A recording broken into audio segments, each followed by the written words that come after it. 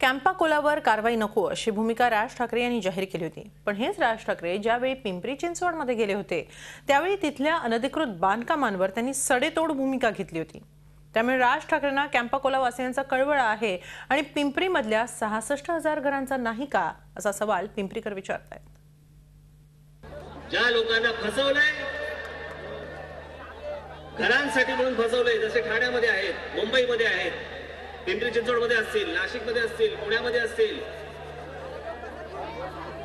ज्या बिल्डरांनी लोकांना फसवून त्यांना घरं दिलेली आहेत, ज्यांना समजलं नाही की आपण अनधिकृत घरामध्ये राहतोय, मला असं वाटतं त्या लोकांना तुम्ही व्यवस्थित संरक्षण देणं गरजेचं आहे।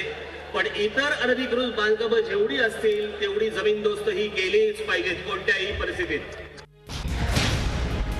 आपलं घर वाचवण्यासाठी राज ठाकरे काहीतरी भूमिका घेतील अशा आशेने आलेल्या पिंपरी चिंचवडकरांपुढे राज ठाकरे यांनी अशी कठोर भूमिका घेतली आणि लोकांच्या आशांवर पाणी फिरलं। पण पिंपरीमध्ये अशी कठोर भूमिका घेणाऱ्या राज ठाकरे यांनी कॅम्पा कोला संदर्भात मात्र मवाळ भूमिका घेतली। फक्त माणुसकी आणि ह्या दृष्टिकोनातून म्हणत नाही, मी कायद्याच्या दृष्टिकोनातून म्हणतोय की ज्यांनी या इमारती बांधल्या त्यांच्यावर कारवाई कधी होणार, ते जेलमध्ये कधी जाणार।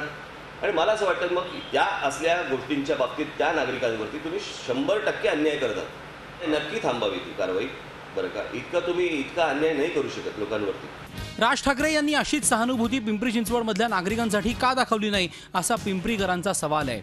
मुंबईमध्ये कॅम्पा कोलामध्ये लक्ष घातलं तसं महाराष्ट्रात पण त्यांनी सर्वत्र लक्ष घालावं, कारण की त्यांच्या मागं मराठी माणूस सर्व खंबीरपणे उभा आहे। कॅम्पा कोलामध्ये जसं त्यांनी लक्ष घातलं तसं पिंपरी शहरामध्ये पण अनधिकृत बांधकामांवर प्रश्न सोडावा। राज ठाकरे यांनी काय भूमिका घ्यावी हा त्यांचा वैयक्तिक प्रश्न असला तरी राज ठाकरे यांनी निवडणूक लढणार असल्याचं आणि जनतेनं पाठिंबा दिला तर मुख्यमंत्री होण्याचं सूतोवाच केलंय। त्या दृष्टीनं राज कुठल्या प्रश्नी काय भूमिका घेतात याकडे आता जनतेचं बारीक लक्ष असणार आहे। मुख्यमंत्री पदावर विराजमान होण्याची स्वप्न पाहणाऱ्या राज ठाकरे यांनी पिंपरी चिंचवडकरांचाही सहानुभूतीनं विचार करावा अशी आशा शहरवासीय बाळगून आहेत। पिंपरी चिंचवडकरांची ही मागणी राज ठाकरेंपर्यंत पोहोचते का आणि राज ठाकरे यावर सकारात्मक भूमिका घेतायत का हे पाहणं आता महत्त्वाचं ठरणार आहे। व्हिडिओ जर्नलिस्ट अक्षय नगरकरसह कैलासपुरी, झी मीडिया, पिंपरी चिंचवड। झी 24 तास रहा एक पाऊल पुढे।